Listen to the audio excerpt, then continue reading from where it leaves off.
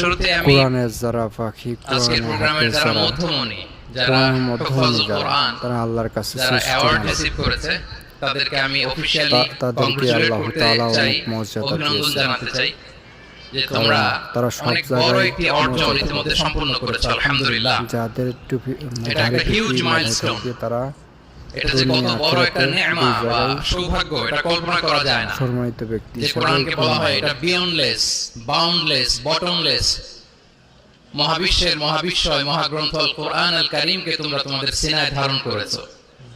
এটা অনেক বড় সৌভাগ্যের একটা ব্যাপার। আল্লাহ তাআলা ইরশাদ করছেন, ইন্না নাহনু নাযালনা যিকরা ওয়া ইন্না লাহু লাহাফিজুন।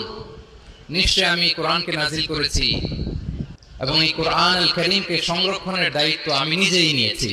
কোরআন আল কারীমকে পৃথিবীতে প্রিজার্ভ করা বা সংরক্ষণ করা, এটা আল্লাহ তাআলা তোমাদের মাধ্যমে করেছে।